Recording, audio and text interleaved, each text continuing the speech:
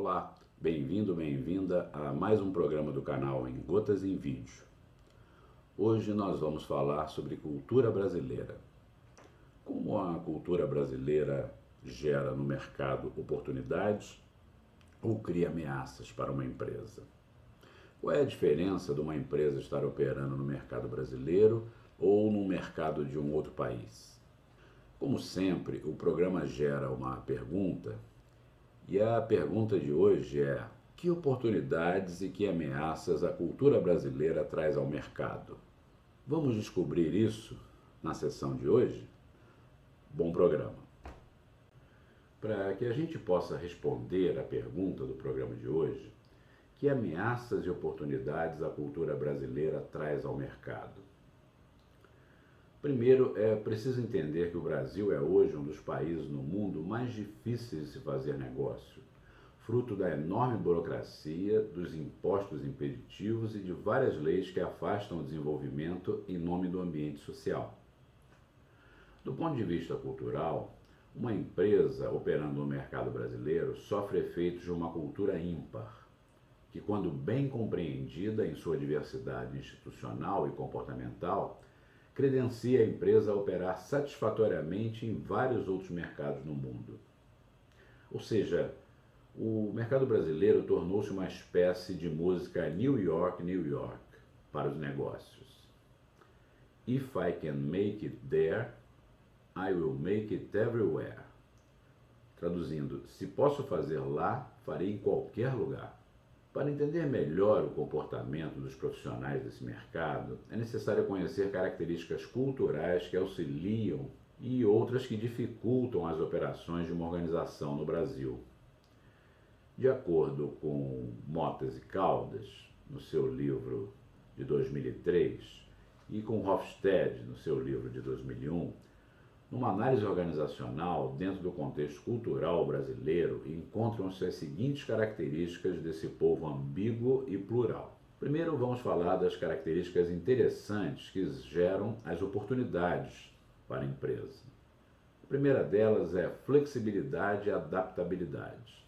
Há uma aptidão de trabalhar e conviver em condições e ambientes diferentes daquele de sua ocorrência natural. Flexibilidade em adaptar-se ao diferente, ao novo.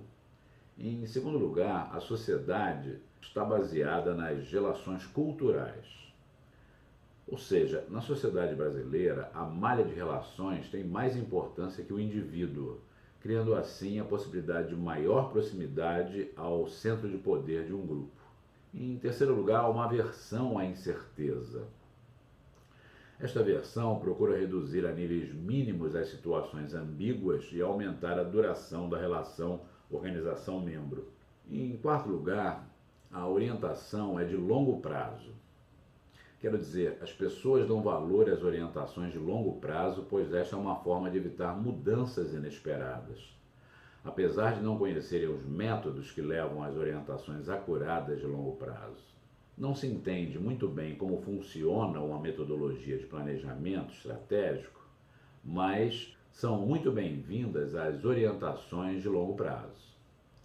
E, por fim, a resiliência, que é fundamental no ambiente empresarial dos dias de hoje.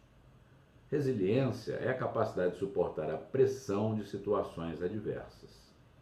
Estas são as características positivas que a cultura brasileira traz ao mercado, gerando oportunidades para as empresas que conseguem entender essas características e se adequar a elas.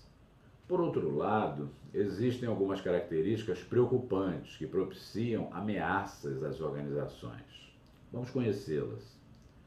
Primeiro, tendência à aversão ao trabalho metódico.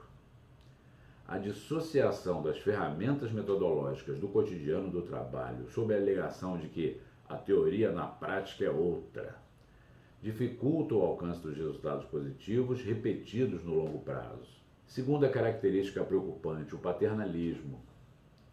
O domínio moral e econômico de determinado líder sobre os liderados, que os leva a esperar sempre a direção apontada por esse personagem, reduzindo sua capacidade de decisão e até mesmo de improvisação.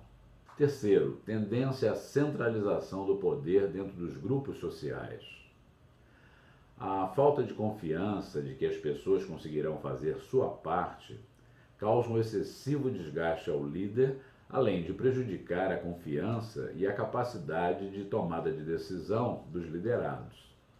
Quarto, distanciamento nas relações entre diferentes grupos sociais.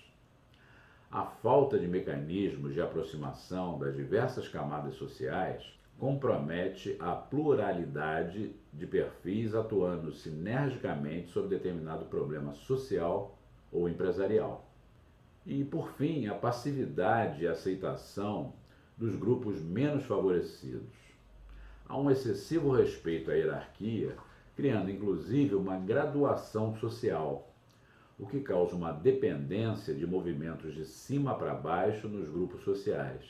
Por fim, existem mais duas características da cultura brasileira que são de difícil classificação para as empresas. A primeira delas é o profissional ser mais sonhador do que disciplinado. A disciplina ajuda a manter os custos da empresa sob controle e a harmonia entre as áreas. Contudo, a imaginação é poderosa no desenvolvimento de novos produtos e novos negócios. E o individualismo, que é uma característica positiva para se criar uma inovação, mas que compromete o trabalho em equipe. É difícil dizer se essas duas características são geradoras de oportunidades ou de ameaças. Depende da circunstância e do mercado que se está trabalhando. Na verdade, outras duas características podem ser adicionadas a esse terceiro grupo, onde não se sabe se a característica é geradora de oportunidades ou de ameaças. Uma delas é a distância do poder, que mantém as desigualdades sociais no país, mas gera insubmissão nas pessoas aos níveis hierárquicos mais altos de uma organização. E, por fim, a operacionalização ad hoc das tarefas, que significa o jeitinho brasileiro de tomar caminhos mais curtos para resolver problemas. Isso pode ser salvador algumas vezes, mas em outras compromete a seriedade de um processo de negócio. Em conclusão, pessoal, deve-se observar e respeitar essas características muito comuns aos profissionais que atuam no mercado brasileiro. Quando da escolha das funções a serem desempenhadas por cada um deles, garantindo assim uma razoável possibilidade de alto desempenho em suas atuações e, consequentemente, em seus resultados. Considere isso. Esse foi o nosso programa de hoje. Se gostaram, cliquem na mãozinha logo abaixo do vídeo. Não se esqueça de se inscrever no nosso canal, é muito importante para nós. Se quiserem saber mais sobre o tema de hoje, visitem o nosso blog, leiam nossos livros na Amazon e inscrevam no nosso EAD na PUC. Todos os endereços estão logo abaixo desse vídeo. Espero vocês no nosso próximo programa. Até lá!